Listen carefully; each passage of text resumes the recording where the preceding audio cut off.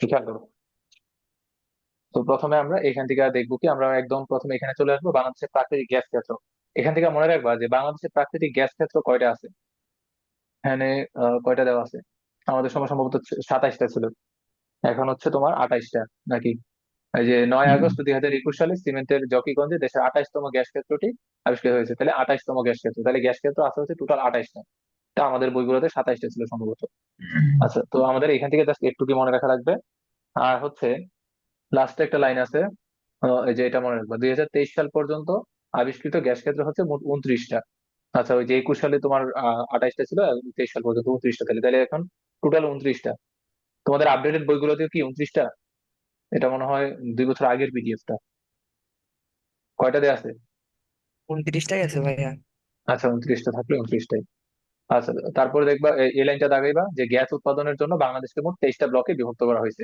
শেষ, আর এখান থেকে আর কিছু করার দরকার নেই, এগুলো হাবিজাবি কথাবার্তা আছে। তারপরে আসি আমরা প্রাকৃতিক গ্যাসের উপাদান এবং ব্যবহারের মধ্যে। তো প্রথম কথা হচ্ছে যে হাইড্রোজেন সালফাইড যে গ্যাস আছে, এই গ্যাসটা হচ্ছে খুবই দুর্গন্ধযুক্ত এবং এই গ্যাসের উপস্থিতি প্রাকৃতিক গ্যাসের মানকে নিম্নমুখী করে। এই লাইনটা খুবই গুরুত্বপূর্ণ। প্রাকৃতিক গ্যাসের মানকে নিম্নমুখী করে হচ্ছে হাইড্রোজেন সালফাইড গ্যাস। আচ্ছা, এটা গেল। তারপর হচ্ছে নিচের লাইনটা একটু লাগবে আমাদের।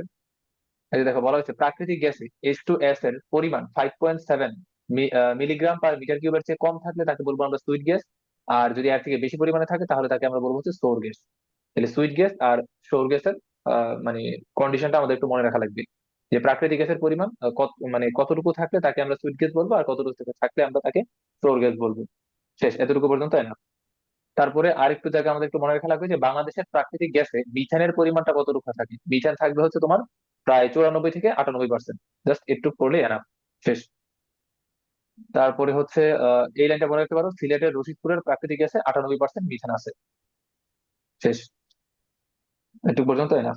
তাহলে যে গ্যাস ক্ষেত্র তাহলে কয়টা বর্তমান হচ্ছে, টোটাল 29টা হয়েছে। তাহলে এটা একটু কেয়ারফুল থাকবে। আর সবচেয়ে বড় গ্যাস ক্ষেত্রের নাম কি? তিতাস, মেডিকেল আসছিল 11-12 সেশন।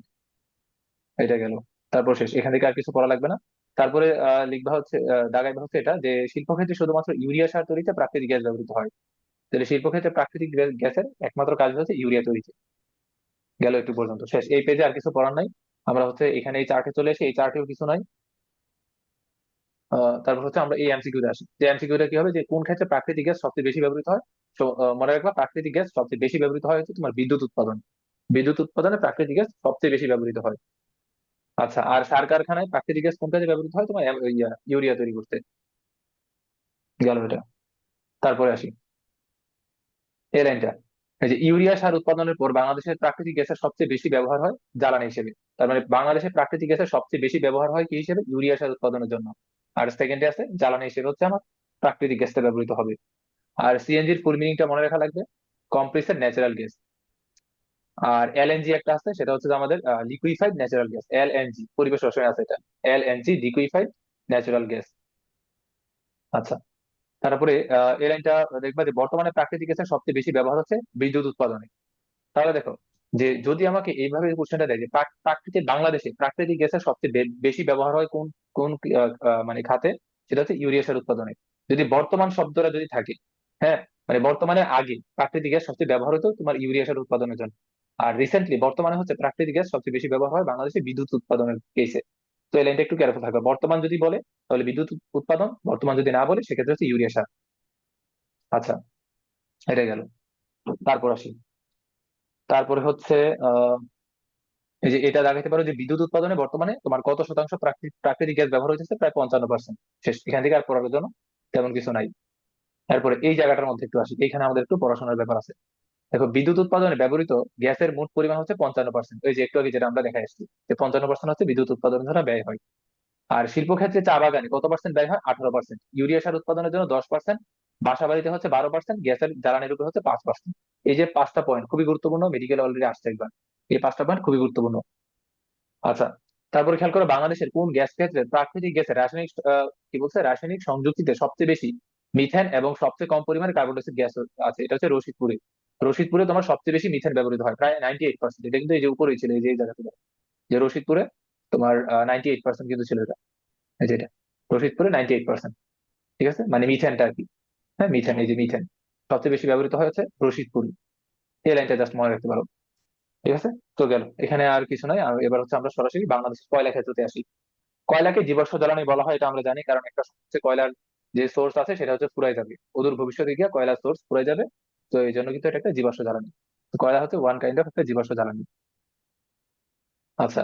আর হুম। হচ্ছে এখান থেকে আমাদের এই জায়গাটা একটু মনে রাখা লাগবে যে ভূগর্ভে চাপা পড়া উদ্ভিদের কয়লায় রূপান্তরের প্রাথমিক রূপ হচ্ছে পিট কয়েল। তার মানে কয়লা যখন তৈরি হয়, কয়লা তৈরির প্রাথমিক যে স্টেপটা আছে, সেই স্টেপে কয়লার নামটা কি থাকে, পিট কয়লা। ঠিক আছে, এই যে প্রথমে থাকবে হচ্ছে পিট কয়লা, আর একদম শেষ স্টেপে যখন কয়লাটা যখন শক্ত হবে, তখন তার নাম কি হবে, অ্যান্থ্রাসাইট কয়লা। এই জায়গাটা একটু মনে রাখা লাগবে, অ্যান্থ্রাসাইট কয়লা। তাহলে দেখো এখানে কিন্তু তোমার চারটা স্টেপ আছে। পিট কয়লা হচ্ছে 1 নাম্বার, লিগনাইট কয়লা হচ্ছে 2 নাম্বার, 3 নাম্বার হচ্ছে বিটুমিনাস কয়লা, 4 নাম্বার হচ্ছে অ্যান্থ্রাসাইট কয়লা। তো এই যে তোমার ফ্লো চার্টটা, এটা কিন্তু মনে রাখা লাগবে, 1 2 3 4, মানে কয়লার চারটা যে স্টেপ। 1 নাম্বারে কি, পিট কয়লা; 2 নাম্বার হচ্ছে লিগনাইট কয়লা; 3 নাম্বার হচ্ছে বিটুমিনাস কয়লা; 4 নাম্বার হচ্ছে অ্যান্থ্রাসাইট কয়লা। এবং বাদামি কালার হচ্ছে কোনটা, লিগনাইট কয়লাটা। আর সবচেয়ে নরম কোনটা, বিটুমিনাস কয়লা হচ্ছে তোমার নরম। আর সবচেয়ে শক্ত কোনটা, অ্যান্থ্রাসাইট কয়লা। এই যে চারটা ইনফরমেশন খুবই গুরুত্বপূর্ণ, আমাদের লাগবে এগুলো, এমসিকিউ আসে কিন্তু, অনেক এমসিকিউ আসে। আচ্ছা, গেল এটা। তারপর আমরা চলে আসি বাংলাদেশের কয়লা ক্ষেত্রতে। অনেক দেশে কয়লাকে ব্ল্যাক ডায়মন্ড বলা হয়, তাহলে এটা মনে রাখতে পারো। হ্যাঁ, এটা আর এখানে তেমন কিছু নাই, এখানে কোনো অনেকগুলো সাল দেওয়া আছে, আমাদের এই সাল লাগবে না। কয়লা মজুদের পরিমাণ, এগুলো আমাদের দরকার নাই। প্রতিদিন কয়লার খনি থেকে, তো এটাও আমাদের দরকার নাই। এখানে চার্ট কোনো কাজের না। এরপর আসি বাংলাদেশে কয়লার মান এবং ব্যবহার। এই যে এইখান থেকে যে পার্টটা, এই যে কয়লার মানের যে টপিক, এটা খুবই গুরুত্বপূর্ণ। আমরা যখন উন্মেষে পরীক্ষা দিতাম তখন এখান থেকে ম্যাক্সিমাম কোশ্চেন থাকতো। দেখো এখানে পড়া দিচ্ছি যে মানে কোন কোন লাইনগুলো লাগবে। তো প্রথমে একটু আগে আমরা দেখলাম, আমরা যখন কয়লা যখন তৈরি করি, অর্থাৎ কয়লা তৈরি হয় আসলে কই থেকে, যে তোমার কার্বন থেকে তৈরি হয়। এখন কার্বনটা আসে কই থেকে, যে গাছপালা থেকে। গাছপালা যখন মারা যায়, তখন মাটিতে চাপা পড়ে, তখন এটা আস্তে আস্তে হচ্ছে মানে প্রকৃতির যে তাপ তাপ ওগুলোর কারণে আস্তে আস্তে কয়লায় পরিণত হয়। তো কয়লা যখন পরিণত হয়, তার কিন্তু চারটা স্টেপ আছে। প্রথম স্টেপ কি, পিট কয়লা; 2 নাম্বার হচ্ছে লিগনাইট কয়লা; 3 নাম্বার হচ্ছে বিটুমিনাস কয়লা; আর 4 নাম্বার ছিল আমাদের অ্যান্থ্রাসাইট কয়লা। তো এই যে প্রথম স্টেপ যেটা, সেটা কি, পিট কয়লা। তো পিট কয়লার মধ্যে এই যে কি বলছে, রূপান্তরের মানে কয়লা যখন রূপান্তর হয়, প্রাথমিক স্তরটা হচ্ছে আমাদের পিট কয়লা। এতে কত পার্সেন্ট পানি থাকবে, তোমার 80 থেকে 90% পানি থাকবে। এটা আমাদের মনে রাখা লাগবে। আর এর জ্বালানির মানটা হবে সবচেয়ে কম, অর্থাৎ খুবই বাজে জ্বালানি হিসেবে ইউজ হবে এটা। মানে একদম থার্ড ক্লাস জ্বালানি বলা যায় আর কি, পিট কয়লাটা জ্বালানি হিসেবে অত উপযুক্ত না। আচ্ছা। তারপর হচ্ছে, হ্যাঁ, তাহলে প্রথম যে ইয়াটা আছে, তাহলে এখান থেকে এতটুকু মনে রাখলে চলবে। আর এই জায়গাটা একটু মনে রাখতে পারছো, কয়লার যে জ্বালানি মান তাকে হচ্ছে আমরা বলি ক্যালোরিফিক মান। কয়লার যে জ্বালানি মান তাকে আমরা বলেছি ক্যালোরিফিক মান। আর এখানে যে ডিজিট, হ্যাঁ, 10,000 বিটিইউ, এগুলো আমাদের মনে রাখার দরকার নেই। চাইলে এটা মনে রাখতে পারো যে ক্যালোরিফিক মানকে হচ্ছে বিটিইউ ইউনিটে প্রকাশ করা হয়। বিটিই, বিটিইউ। আচ্ছা, বিটিইউ এটার ফুল মিনিংটা কি আমি জানি না আসলে, আমি গুগল করে একটু দেখে নিচ্ছি, দাঁড়াও। বিটিইউ,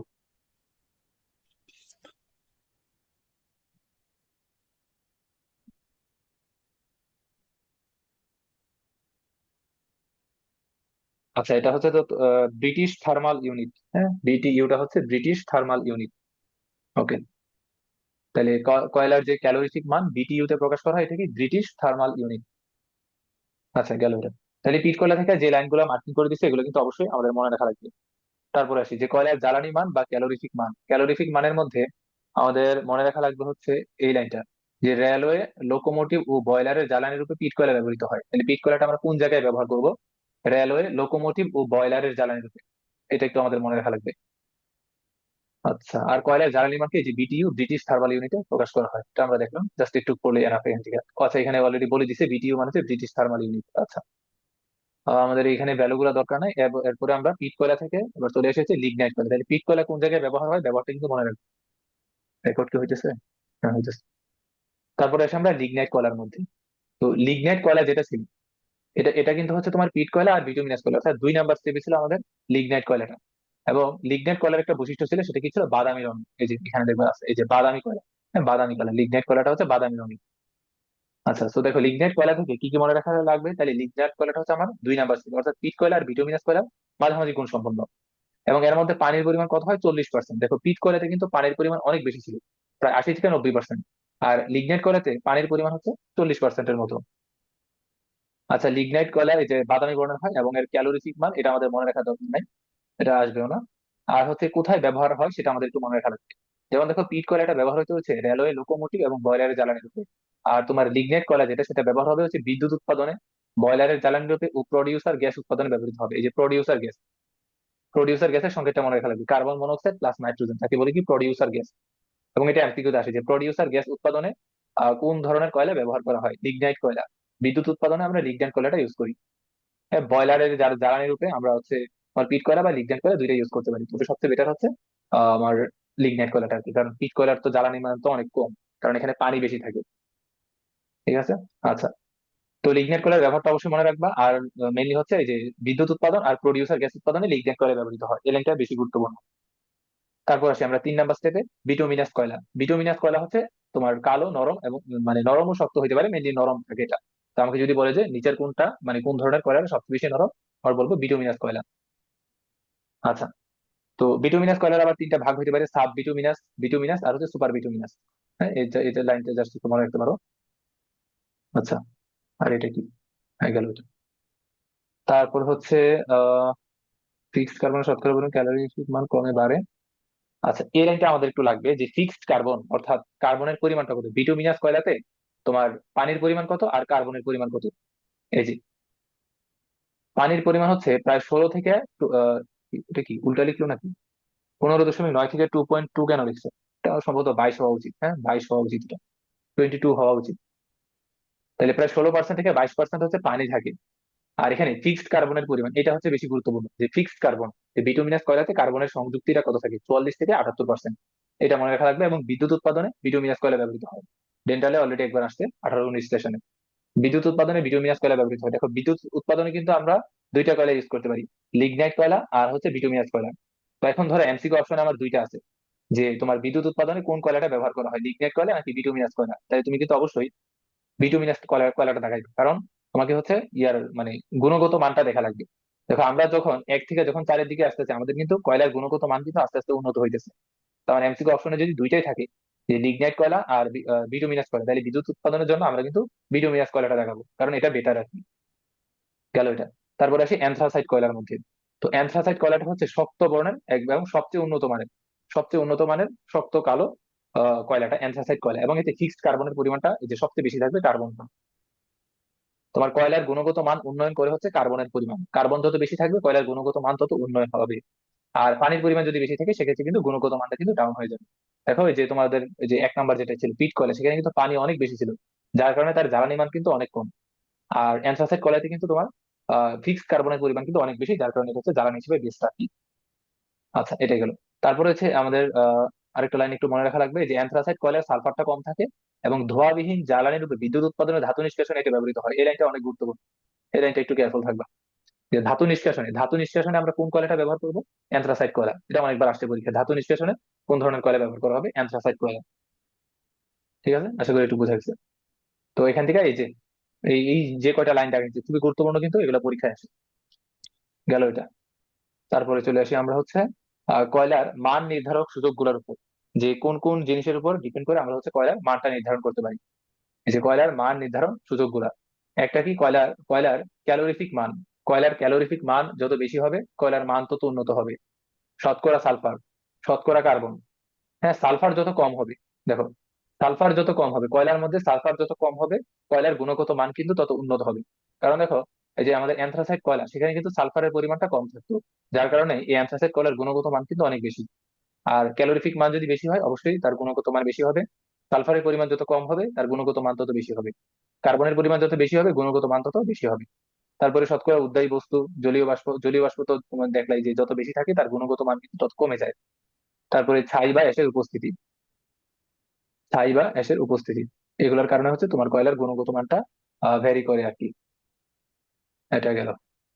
তারপর হচ্ছে এখন ওই যে ছাইয়ের সাথে সম্পর্কটা কিরকম, তোমার ছাই যত বেশি হবে তোমার কিন্তু কয়লার গুণগত মান কিন্তু তত কমে যাবে, এটা একটু কেয়ারফুল থাকবে।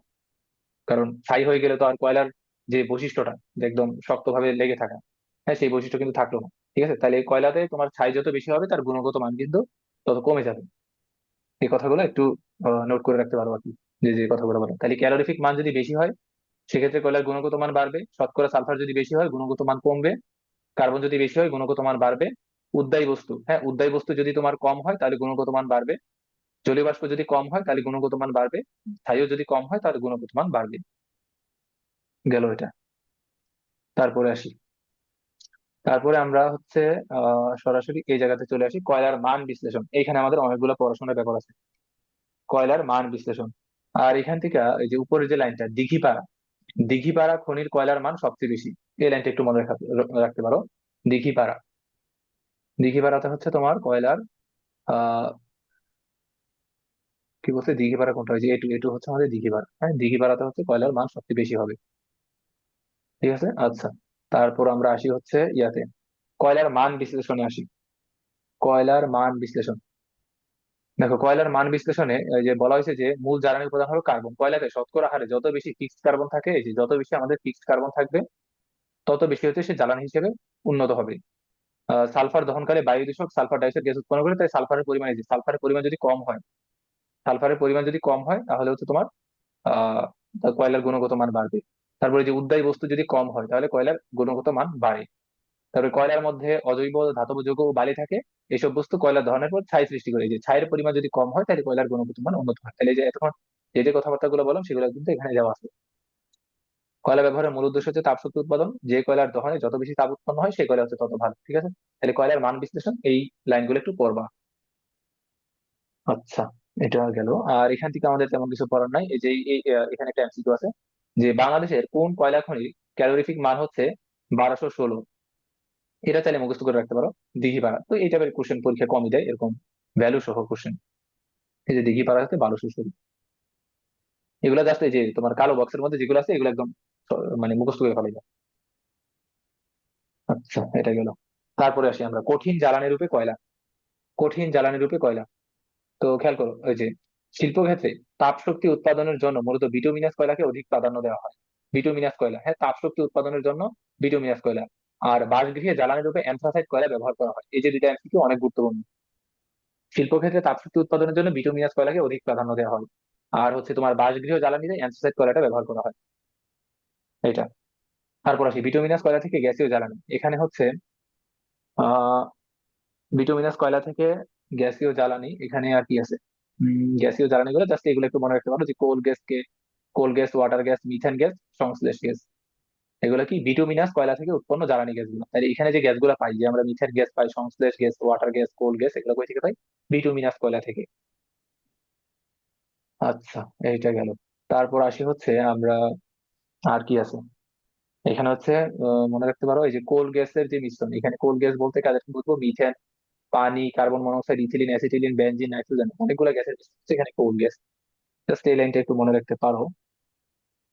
আর হচ্ছে বিভিন্ন শহরে আলো উৎপাদক রূপে এবং ধাতু নিষ্কাশনে বিচারক পরিবেশ সৃষ্টিতে কোল গ্যাস ব্যবহার করা হয়। এই যে কোল গ্যাসের যে ব্যবহার, এগুলো কিন্তু গুরুত্বপূর্ণ। যে যত ব্যবহার আছে সবই কিন্তু গুরুত্বপূর্ণ এক্সামের জন্য, এই যে এমসিকিউর জন্য। কারণ এই চ্যাপ্টারটা মেনলি পড়বাই কিন্তু এমসিকিউর জন্য। সিকিউর জন্য এই চ্যাপ্টার পড়তে নিরুৎসাহিত করবে। কারণ এই চ্যাপ্টার পড়ে সিকিউতে ভালো করতে পারবে না, ফুল মার্কস দিতে মানে কখনোই। এমসিকিউর জন্য পড়বা এটা। তাহলে কোল গ্যাসের ব্যবহার গুলো একটু দেখবা, যে শিল্পক্ষেত্রে তাপ উৎপাদনের জন্য আমরা কোল গ্যাস ব্যবহার করি। তারপর হচ্ছে আলো উৎপাদক রূপে এবং ধাতু নিষ্কাশনে আমরা কোল গ্যাস ব্যবহার করি। আচ্ছা, এবার আহ ইমন বলতো যে ধাতু নিষ্কাশনে আমরা কোন ধরনের কয়লা ব্যবহার করতাম? একটু আগে পড়ে আসছি।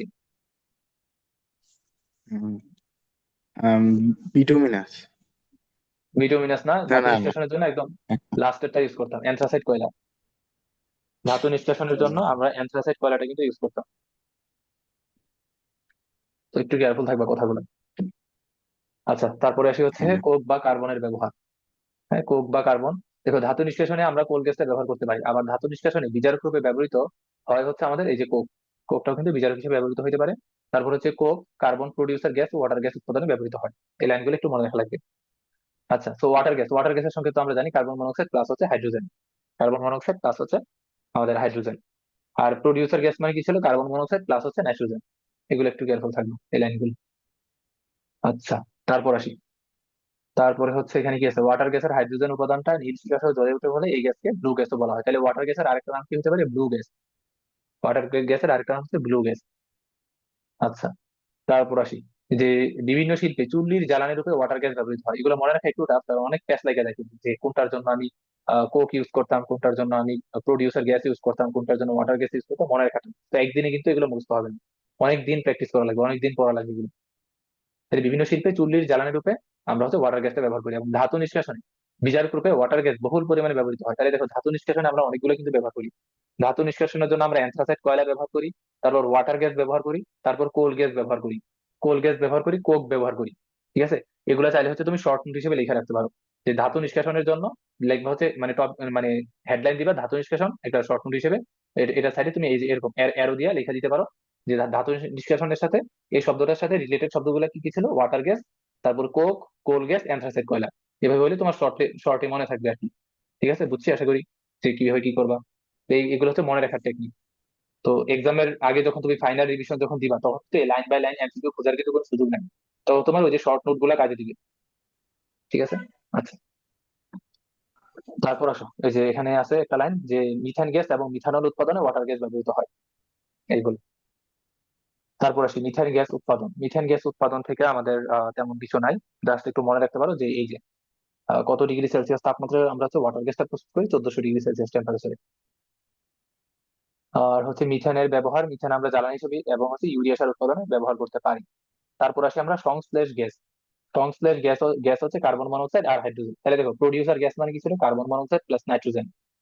তারপর ওয়াটার গ্যাস কি ছিল, কার্বন মনোক্সাইড প্লাস হাইড্রোজেন। তারপর সংশ্লেষ গ্যাস মানে কি, কার্বন মনোক্সাইড প্লাস হচ্ছে হাইড্রোজেন, এরা হচ্ছে সংশ্লেষ গ্যাস। সংশ্লেষ গ্যাস, আচ্ছা সংশ্লেষ গ্যাস আমরা কই থেকে তৈরি করতে পারি, মিথেন থেকে তৈরি করতে পারি। সংশ্লেষ গ্যাস গ্যাস হচ্ছে আমরা মিথেন থেকে তৈরি করি। আর কি বলে এই যে ওয়াটার গ্যাস কই থেকে তৈরি করি, কার্বন থেকে তৈরি করি। এগুলো একটু কেয়ারফুল থাকবো। ওয়াটার গ্যাস তৈরি করি হচ্ছে কার্বন থেকে, সংশ্লেষ গ্যাস তৈরি করি হচ্ছে আমরা মিথেন থেকে। গেল এটা। তারপরে হচ্ছে সংশ্লেষ গ্যাসের ব্যবহারটা একটু দেখতে পারো যে সংশ্লেষ গ্যাস থেকে আমরা মিথানল উৎপাদন করতে পারি। হ্যাঁ, এটা পড়লেই জাস্ট না। এবার আসে হচ্ছে প্রডিউসার গ্যাসের মধ্যে। প্রডিউসার গ্যাসও দেখো আমরা কার্বন থেকে তৈরি করতে পারি প্রডিউসার গ্যাস। প্রডিউসার গ্যাসের জন্য টেম্পারেচারটা চাইলে মনে রাখতে পারো 1100 ডিগ্রি সেলসিয়াস। দেখো প্রডিউসার গ্যাসের জন্য টেম্পারেচার হচ্ছে 1100 ডিগ্রি সেলসিয়াস। তারপর হচ্ছে তোমার ওয়াটার গ্যাসের জন্য 1400 ডিগ্রি সেলসিয়াস ছিল। আর সংশ্লেষ গ্যাসের জন্য হচ্ছে 900 ডিগ্রি সেলসিয়াস। টেম্পারেচার গুলো একটু মনে রাখবে। আচ্ছা, প্রডিউসার গ্যাসের সঙ্গে তো আমরা পড়লাম যে কার্বন মনোক্সাইড প্লাস হচ্ছে নাইট্রোজেন। আচ্ছা, প্রডিউসার গ্যাসের ব্যবহারটার মধ্যে আসো এই যে কাঁচ শিল্পে, হ্যাঁ স্টিল কাঁচ প্রভৃতি শিল্পে চুল্লি উত্তপ্ত করার জন্য প্রডিউসার গ্যাসটা ব্যবহৃত হয়।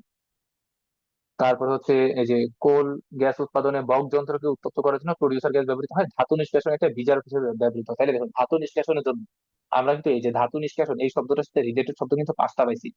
একটা কি, একটা হচ্ছে প্রডিউসার গ্যাস, আরেকটা কি অ্যান্থ্রাসাইড কয়লা, একটা কি কোল গ্যাস, আরেকটা কি কোক, আরেকটা কি জানো ছিল, মনে নাই তো, আরেকটা কি জানি ছিল, এই যে ওয়াটার গ্যাস, আরেকটা হচ্ছে ওয়াটার গ্যাস। তো এইভাবে শর্ট হিসেবে লিখে রাখতে পারো। হ্যাঁ, ধাতু নিষ্কাশন এরো দিয়া পাঁচটা শব্দ লিখে রাখবো। গেল এটা। তারপর আসি কয়লার তরল জ্বালানি, পেট্রোল সংশ্লেষণ। এই দেখো এখানে একটা কোশ্চেন দিছে যে নিচের কোনটা কয়লার গুণগত মান বৃদ্ধি করে। দেখো সালফার কিন্তু গুণগত মান হ্রাস করতো, ছাইও কিন্তু গুণগত মান হ্রাস করতো, উদ্বায়ী পদার্থ গুণগত মান হ্রাস করতো। এই যে ফিক্সড কার্বন এটা হচ্ছে কয়লার গুণগত মান বাড়াইতো। আচ্ছা, এটা হলো। তারপরে আসি আমরা, তারপর এখানে দেখো এই যে আমরা যে কার্বন থেকে, হ্যাঁ কার্বন থেকে যখন আমরা অ্যালকেন তৈরি করব এই পদ্ধতির নাম কি, ফিশার ট্রিপস পদ্ধতি। এইটার নামটা আমাদের লাগবে। কার্বন থেকে, কার্বন থেকে অ্যালকেন তৈরি করব, এই যে তরল অ্যালকেন, কার্বন থেকে হচ্ছে আমরা তরল অ্যালকেন তৈরি করব। প্রক্রিয়ার নাম কি, ফিশার ট্রিপস পদ্ধতি। ফিশার ট্রিপস পদ্ধতি, এটা জাস্ট মনে রাখলে চলবে। আর হচ্ছে আমাদের এখানে কি আছে, ফিশার ট্রিপস পদ্ধতিতে কয়লা থেকে, এই যে হ্যাঁ এই যে কয়লা থেকে তরল জ্বালানি গ্যাস তৈরি, কয়লা থেকে তরল জ্বালানি গ্যাস তৈরি করতে পারি ফিশার ট্রিপস পদ্ধতিতে। আচ্ছা, তারপর আসি এলপিজি। এলপিজি, এলপিজি আর এলএনজি। এলএনজি মানে কি ছিল, লিকুইফাইড ন্যাচারাল গ্যাস। সিএনজি মানে কি, কম্প্রেসড ন্যাচারাল গ্যাস। এলপিজি মানে হচ্ছে লিকুইফাইড পেট্রোলিয়াম গ্যাস। লিকুইফাইড কেন বলা হয়, কারণ ওই যে তোমার এই গ্যাস তো অনেক মানে শুরুতে অনেক বেশি ভলিউমে থাকে। তো ওই গ্যাসটাকে আমি যখন প্রেসার দিয়ে যখন কম ভলিউমে অর্থাৎ সিলিন্ডারের মধ্যে যখন ভর্তি করব, তখন গ্যাস কিন্তু ওটা গ্যাস হিসেবে থাকে না, ওটা হচ্ছে তরল হয়ে যায় কিন্তু সিলিন্ডারের মধ্যে। সিলিন্ডার নাড়াচাড়া করলে দেখবা তোমার লিকুইডের মতো সাউন্ড আসবে, কারণ গ্যাসটা ওখানে লিকুইড হিসেবে ভর্তি করানো হয়েছে, মানে অধিক প্রেসারে ভলিউম কমাই দেওয়া হয়েছে। তো এই জন্য এটা হচ্ছে লিকুইফাইড পেট্রোলিয়াম গ্যাস, পরিবেশ রসায়নে চলে গেল গ্যাস তরলীকরণে। আচ্ছা, তো এলপিজি, এলপিজি গেল এটা। আচ্ছা, এলপিজি পরে আর কি আছে, এলপিজি হচ্ছে এলপিজি কে তরলে, আচ্ছা এটা কিন্তু পরিবেশ রসায়নে ছিল এই এমসিকিউ, যে এলপিজি কে আমরা হচ্ছে তরলে পরিণত করি কত এটিএম চাপে, 6 এটিএম চাপে। এটা গুরুত্বপূর্ণ একটা এমসিকিউ, পরিবেশ রসায়নেও আছে দেখবে এটা। আচ্ছা, এটা গেল। এলপিজি গন্ধহীন এবং কোনো বিষক্রিয়া নেই, এটা মনে রাখবা। শ্বাস রোধের সম্ভাবনা নাই। লিকেজ হচ্ছে কিনা তা কোন যৌগ যোগ করা হয়। আচ্ছা, এই লাইনটা গুরুত্বপূর্ণ আছে। যে এলপিজি লিকেজ হচ্ছে কিনা, অর্থাৎ তোমার সিলিন্ডার থেকে এলপিজিটা বের হয়ে যাচ্ছে কিনা, লিকেজ হচ্ছে কিনা তা জানার জন্য তীব্র গন্ধযুক্ত ভারী মারক্যাপটান যৌগ CH3SH অথবা C2H5SH যোগ করা হয়। এটা গ্যাস অথবা তরল। এই লাইনটা খুবই গুরুত্বপূর্ণ, দেখো ডেন্টালে আসছে কিন্তু অলরেডি একবার।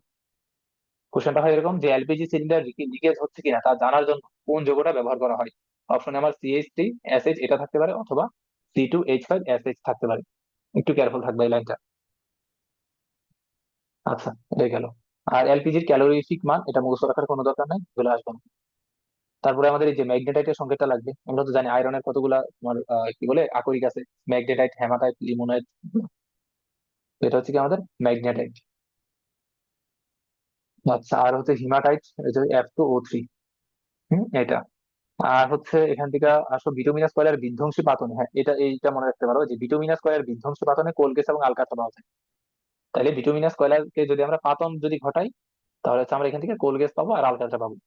আলকাতরার আংশিক পাতন প্রক্রিয়ায় বেনজিন, টলুইন, জাইলিন, ন্যাপথালিন উৎপাদন করা হয়। এই যে এই লাইনটাও গুরুত্বপূর্ণ যে আলকাতরাকে যদি আমরা আংশিক পাতন যদি করি, এটা হচ্ছে তোমাদের গুণগত রসায়নে আছে আংশিক পাতনে। আলকাতরাকে যদি আমরা আংশিক পাতন যদি ঘটাই, তাহলে এই প্রক্রিয়া কি কি আসবে? বেনজিন, টলুইন, জাইলিন, ফেনল এবং ন্যাপথালিন। ঠিক আছে। আচ্ছা, আর কয়লার বিধ্বংসী পাতন, হ্যাঁ কয়লার পাতনে অবশেষ রূপে যেই পিচ পাওয়া যায় সেটা কিন্তু আমরা রোড কার্পেটিং বলি। আমরা যে বলি যে রোডের মধ্যে পিচ ঢালাই দিচ্ছি, সেটা কিন্তু আসলে হচ্ছে কয়লা থেকে। একটু কেয়ারফুল থাকবে। আর এখানে এই যে জেনে নেওয়ার মধ্যে যেই কতগুলো লাইন আছে, খুবই গুরুত্বপূর্ণ লাইন, এগুলো একটু পড়বা। এই যে কোল গ্যাসে কি থাকে, ওয়াটার গ্যাসের সংযুক্তি, সংশ্লেষ গ্যাস, প্রডিউসার গ্যাস, এগুলো অলরেডি আমরা পড়ে আসছি, তাও এখান থেকে আরেকবার রিভাইজ দিবে আর কি। গেল এটা।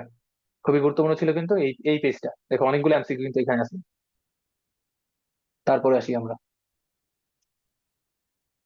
তারপর আসে হচ্ছে আমরা জ্বালানি সম্পদের প্রেক্ষিতে বাংলাদেশের শিল্পের যে সম্ভাবনা আছে এখানে আসে। এখানে তেমন কিছু নাই, হাবিজাবি সমস্যা আছে মানে, এগুলো চাইলে একটু রিডিং করতে পারো, দরকার নেই।